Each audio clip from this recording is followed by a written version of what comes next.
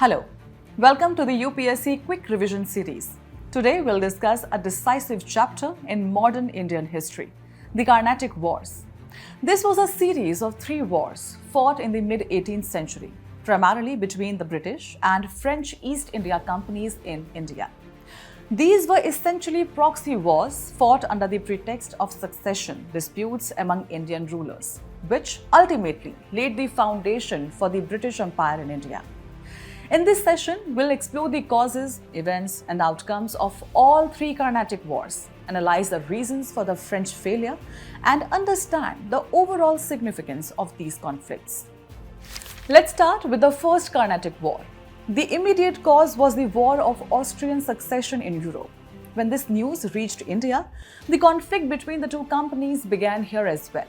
The most significant event of this war was the Battle of St. Thome, where a small French contingent defeated the large Indian army of the Nawab of Carnatic. This battle proved the superiority of European military training and tactics. Ultimately, the war concluded with the Treaty of Aix-la-Chapelle in 1748, under which Madras was returned to the British. However, in India, the conflict remained largely inconclusive. The Second Carnatic War arose from purely local Indian conditions. The French governor, Dupleix, tried to increase French influence by intervening in the local succession disputes of Hyderabad and Carnatic. And the turning point of this war was the siege of Arcot by Robert Clive. It was a bold masterstroke that relieved pressure on British allies and gave the British the upper hand. Due to this setback, Dupleix was recalled to France, a major blow for the French. The war unofficially ended with the Treaty of Pondicherry, but by this time, the British had clearly established a stronger position. The third and final Carnatic War began in India with the outbreak of the 7 Years' War in Europe. This war proved to be decisive.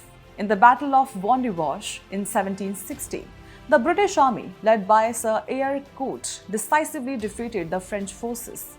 This single battle ended the political ambitions of the French in India for good. Finally, under the Treaty of Paris in 1763, the French got their settlements back, but they were not allowed to fortify them or maintain an army. Thus, the French challenge in India came to an end. Now the question arises, why did the French fail and the British succeed? There were several reasons.